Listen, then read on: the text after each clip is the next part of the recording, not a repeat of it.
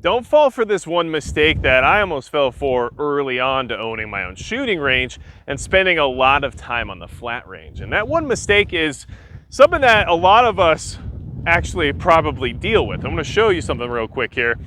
I was out shooting this today, which is just awesome. 9-inch 300 blackout SIG MCX.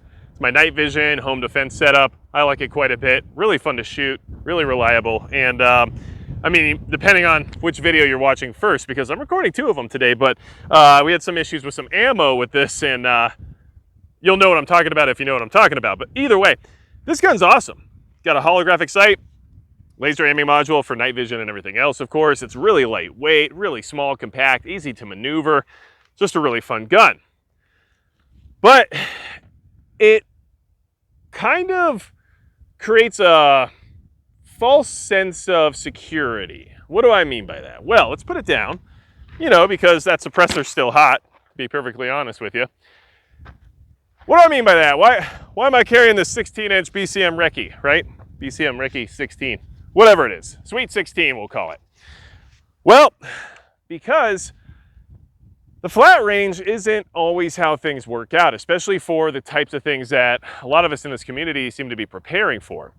And for a while, I thought that I really just wanted like an SBR with like a red dot, maybe a magnifier that's handy, lightweight, and I can get rounds on target quick and efficiently with. And in general, that's the case. I mean, with that MCX, I have no issue at all getting rounds on target. It's fun to shoot, it's lightweight, I can carry it all day.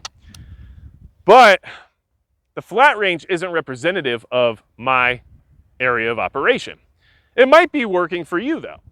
If you're in an urban or a suburban environment, something like that MCX or your 10.3 Mark 18 or whatever you got with a red dot on it might be all you need, and that's fine. But make sure you self-evaluate that first. Let me show you something real quick. Hold on. Field trip time. Call me Miss Frizzle if you want. Or maybe don't, that's weird. Okay, so, just wanted to show you something real quick here. Can you actually see what I'm looking at over here? So, I don't know if it actually shows like the full extent, but you see all this over here? I can see for more than, actually I can get about 1.5 miles out with the naked eye. Probably further, honestly, but I don't have a rangefinder long enough to tell me exactly how far that is. I can see forever. Why? Because I live in North Dakota, where, well, there's no trees, there's no mountains, everything's flat. We're in the prairie, right? This is farmland. And that MCX, as perfectly suitable as it is for closer engagements, home defense, a vehicle style setup in the sense of being compact and small but easily deployable. I mean, it reaches out to 300 yards without much of an issue.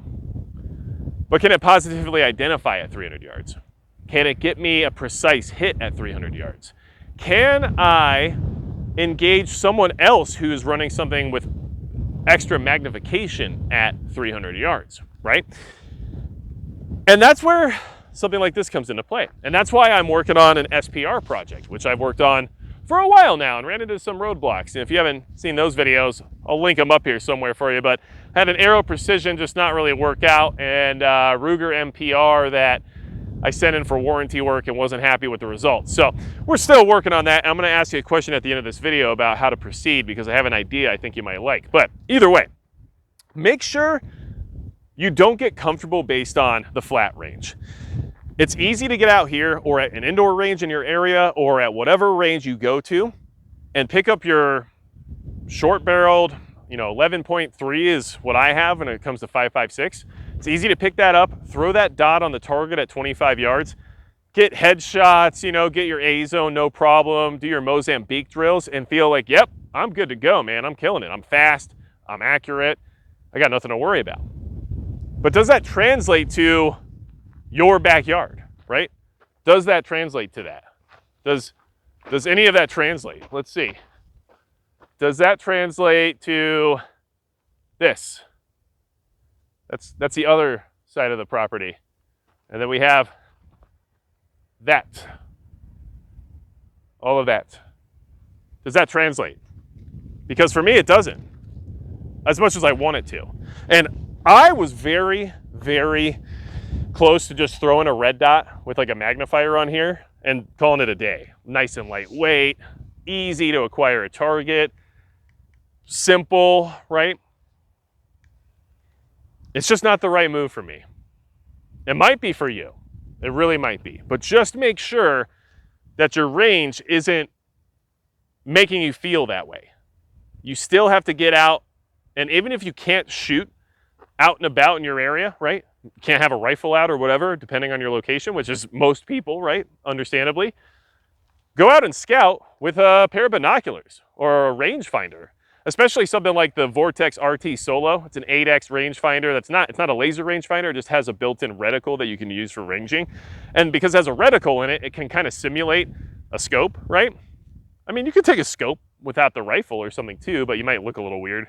But either way, I'm just saying, take that out and actually see how far things are and actually look at different areas of approach or anywhere else that you might expect some sort of weird encounter, and think about whether or not that setup you use on the flat range is going to do what you want to do, right?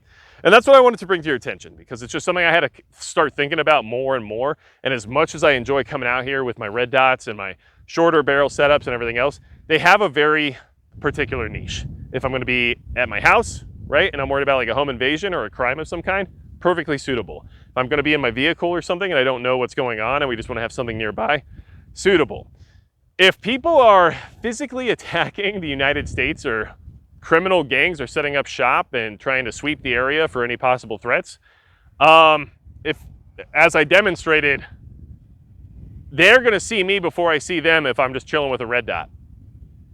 And if they've got like a nice, night force 2.5 to 20,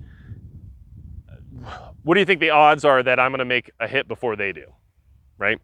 Now, I do want to mention that Midway USA is the biggest supporter of the channel, and thanks to them, I can get out here on the range, get some target shooting done, and of course, access ammunition. So big thanks to Midway USA for always helping me out.